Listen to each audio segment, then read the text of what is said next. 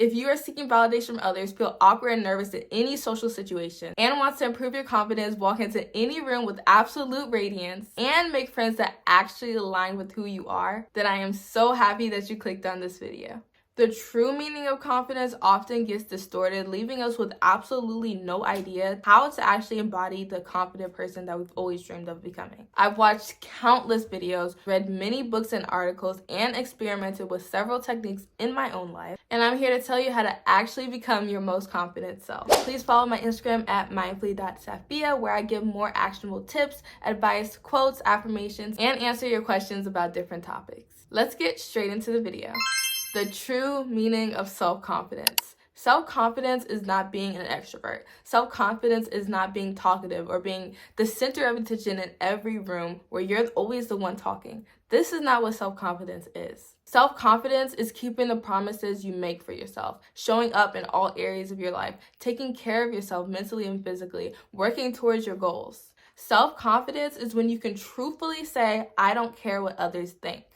Think about this. Does that person going to your school know you? Do they truly know who you are? Do they know your history, your background, what you think, your favorite things in life, what you aspire to be in the future? Does that random person you see that you feel is judging you know anything about you? No person on this earth knows you except for you.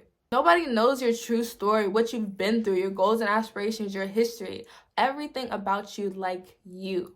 So why would you ever care what they think when they don't know anything about you? Why would you care what their opinion is of 2 seconds that they see when you say something weird in a conversation, of what you look like, the outfit you are wearing? They don't know anything about you. They don't know your personal style. They don't know what dreams you have, your goals. They don't know what you're working towards. They don't know you. So why would you care if they have an opinion about you that is not reflective of who you truly are? And if you feel like maybe they do know you, maybe there's someone at your school, they know a few things about you, they don't actually know you. Because if they knew you, they'd understand. So why would you care what other people think about you when they don't have the whole picture? There will always be someone out there to judge you for the way you dress, for the way you look, for your background, for your ethnicity, your race, your religion, for your confidence. But why should you let others' projections of themselves and their confidence affect how you live your life on a day-to-day basis? Why would you let their low self-esteem come between you and your self-confidence? Why would you let them come in between you and the goals that you've always dreamed of? Number 2, why confidence is so hard to come by. Even the people you may label as confident, who are extroverted, bubbly, and not socially awkward, may not actually have true self-confidence. You know you've leveled up in your self-confidence when you tell yourself you're going to do something and you do it. When you take care of yourself after accomplishing one of your goals, big or small. When you look for self-validation instead of outside validation from others. I'm going to be honest with you. These traits take a lot of self-work, dedication, and honesty with yourself. But don't worry, I got you. Chapter 3, Redefining Your Story. Let me tell you a little secret. You are not your past. You are not your future either. You are your passions, your love for others, your excitement for different topics, your characteristics, and your inherent worth and beauty. You are not defined by mistakes that you may have made in the past or failures that you feel like define who you are. These things are not a part of you, but they are a stepping block to get you where you're meant to be. Your experiences, whether you label them good or bad, are all just a part of the plot. And when you have more mistakes, you have more failures, you have more things that come into your way, more obstacles to face to actually achieve these big goals and dreams, aspirations of yours, that just makes getting to the goal so much better. I know people say enjoy the journey, or the journey is the best part of accomplishing a goal. I truly believe that actually getting the goal is very fulfilling, but I want you to remember, while you're on this step to the journey, when you have these different obstacles to face, when you have these different things to get through before you reach that final destination, that will make it so much better. And that just shows that you are going to be the one who's going to accomplish the goals. You're going to be the top people that actually say they're going to do something and do it, because these obstacles come. But here you are, you're watching a video about self-confidence. You're not letting these obstacles stop you from actually leveling up into the best version of yourself. You're seeing these obstacles as opportunities. You have obstacles, you have hardships in your life, and you don't see these as something out to get you, but actually a step to get closer to your goals. Is truly a beautiful thing. Imagine having the story of starting off as someone with low confidence, low self-esteem, to being someone who isn't defined by the thoughts of others, who walks into any room with radiating confidence, who accomplishes all of their goals, who is living their dream life. That is such a motivating factor to continue your journey to self-confidence. Sorry to get out of breath there for a second. Your reminder to hydrate.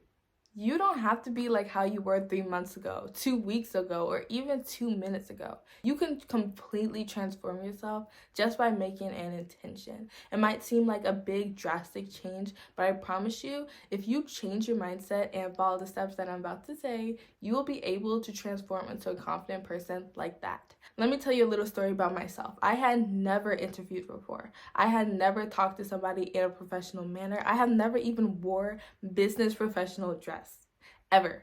I never had a job interview, nothing like that. But I got a notification that I was invited to an honors college event at one of my top schools that I'm definitely considering. So I showed up. I drove over there with my mom. We stayed in a hotel overnight. And then I went to that interview with confidence. Because I told myself that I am a confident person. I am someone who does well in interviews. I am someone who is well prepared. I am someone who feels good about interviews. I'm not worried. I'm not nervous. I told myself that. I embodied a totally different person. I was not going to be the quiet person who sits around or answers questions with a few words or looks around the room. No, I made eye contact. I moved my hands while talking. And I totally told myself that this was a different version of me. This was the confident version of me. I walked in there with my suit, with my outfit, with my eyeliner on, and I was confident. And that confidence helped me to do well in the interview.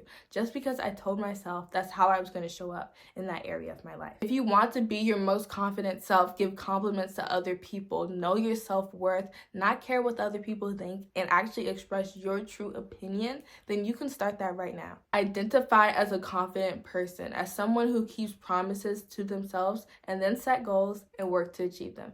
Number 4, designing an alter you. I am currently reading the book, The Alter Ego Effect. This book goes into a lot of detail of This book goes into a lot of detail of how to actually design an alter ego, which if you don't know what that is, it's basically Superman, Wonder Woman. Superman, he is Clark Kent during the day, and when he needs to work, when he needs to fit in as a human and not reveal himself to everybody else, that's when he puts on his glasses, that's when he embodies this like nerdy kind of character, and that is actually his alter ego. When you embody your different characteristics, different egos for different things, it will be very helpful for your life. Superman is good when he needs to protect the planet and fight the villains. Clark Kent is good when he needs to fit in and be a normal human on Earth. People like Beyonce and BA stars and the most successful entrepreneurs use alter egos to embody their best selves in different areas of their life. Like I said, I use the alter ego of a confident person who does well in interviews, who likes talking about herself, who is passionate and confident about what she has to say. I embody that person. I called her Serenity since that's what my name means. So that was like my little alter ego. It sounds a little wacky when you think about it, but if you actually try it, I promise, it's like amazing. The most successful people often have several alter egos for different parts of their life. Like I said, maybe Serenity was my alter ego for being confident in interviews and being passionate about what I say.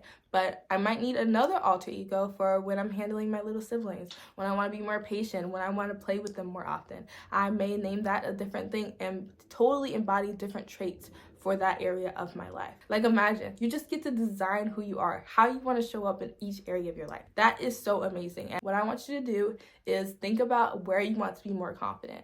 What areas of your life do you feel like you are lacking self-confidence in? And then see which areas of your life you would like to make a switch in. So maybe you're going to school, you want to be more confident with your peers, you want to embody your true self, be confident in the way you dress, the way you talk, and just be you freely. Then think about the characteristics that this person has.